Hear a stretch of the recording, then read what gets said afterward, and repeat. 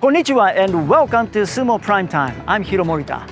Congratulations to Tamawashi for winning his second top division title at the just completed September tournament right here at the Kokugikan. Today on Sumo Prime Time, we'll revisit Tamawashi's road to victory in the fall tourney to find out how he was able to finish with the Empress Cup in his hands.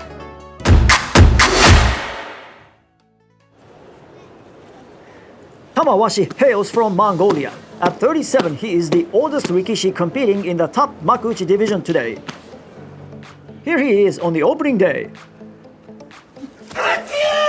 Hoshoryu starts with an aggressive charge. Tamawashi pushes Hoshoryu back. Tamawashi goes for the slapdown and then emphatically shoves Hoshoryu out.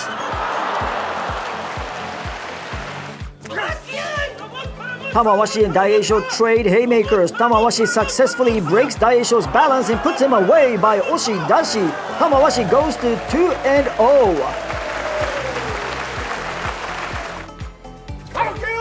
A quick charge by Tamawashi. The veteran goes after Nishikigi with strong Nodowa stiff arm, but Nishikigi resists, but Tamawashi responds with a strong pull down to bury Nishikigi. Ozeki champion Shodai was his day 4 opponent. Tamawashi has no problem knocking Shodai back with a strong stiff arm and blows the Ozeki away. Tamawashi advances to 4-0. Again, this is Tamawashi's go-to weapon, the Nodowa or the stiff arm. Evidently, his offense is so explosive. On day 5, Tamawashi was in a huge showdown with the Yokozuna Grand Champion Terunofuji.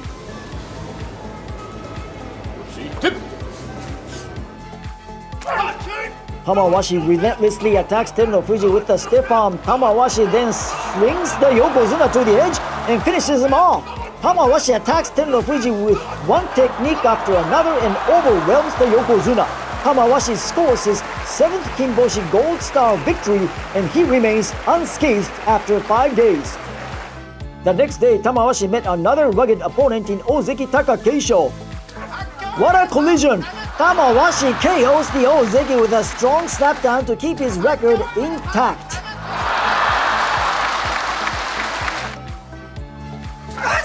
Tamawashi had Wakatakakage on the ropes but allows Wakatakakage to take the match with a beautiful reversal move at the edge. Tamawashi suffers his first setback of the competition. Tamawashi shows no letdown from his defeat the previous day and rebounds with a strong performance to get himself back on the right track. Tamawashi exchanges fierce thrusts with Meisei. Tamawashi gets his kachikoshi or secures more wins than losses. On day 9, Tamawashi was making his 1,457th consecutive appearance, which now puts him in 3rd place on the all-time list. Tamawashi is in a battle against another Ozeki on day 10. It is Mitakeumi. Mitakeumi marches, but Tamawashi once again shows a nifty move with the right hand upper body grip and slings the Ozeki down to the deck. Tamawashi dodges a bullet by showing great poise at the edge. Tamawashi was one of the 2 co-leaders of the tournament after 9 days along with Hokutofuji, and that's who he met on day 10. The winner of this match will take sole possession of the lead. Hokutofuji seizes a left-hand shallow grip but is broken up by Tamawashi. Tamawashi pummels Hokutofuji hard and dispatches Hokutofuji.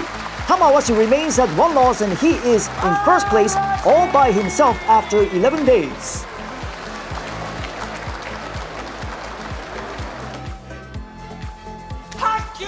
Tamawashi comes attacking like a shot out of a cannon, but Wakamotoharu holds his ground and rallies to beat Tamawashi with a strong marching attack. Tamawashi bites the dust for the 2nd time.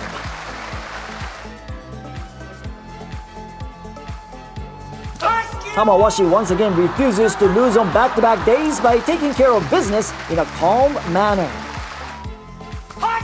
Tamawashi smokes Tobizaru, the veteran, improves to 12 wins and 2 losses with 1 day to go. Tamawashi is in the driver's seat and he is the sole leader. It's day 15 and we have a final day clash of titans. Tamawashi met Takayasu, who was in 2nd place at 11-3. Tamawashi can clinch the championship by defeating Takayasu. Takayasu wants to beat Tamawashi to force a playoff. Takayasu with a strong initial charge, but Tamawashi repels with a strong pushing attack. Tamawashi keeps up the pressure and hammers Takayasu out of the ring. Tamawashi crushes Takayasu and clinches the September tournament championship. It's his second Makuuchi top division title. After the showdown, Takayasu congratulates Tamawashi in the dressing room. What a nice sportsmanship. 2回目の優勝することできました。15日間応援、熱い応援ありがとうございます。Sumo Prime Time. Alright, kudos to Tamawashi for winning his second top division title, especially considering he's become the oldest Rikishi in the modern era, winning the Emperor's Cup at 37 years and 10 months old. His diligence, discipline, and great coaching by his stable master Kataonami have enabled the elder statesman to compete in his top form each and every tournament. He is a grinder, so I will not be surprised at all if he goes on competing for another 2 to 3 years minimum at the top level. Way to go, Tamawashi! Sumo Prime Time! Now before we go, I want to mention about the performances by the top dogs in the September contest. Yokozuna Grand Champion Terunofuji left the competition due to pains in his knees. His old injuries acted up again. We are not sure whether the Yokozuna will be back in shape to compete in November. Let's hope for his quick recovery. Ozeki champion Takakeisho left the contest with a double-digit winning record of 10 wins, but failed to make any major impact.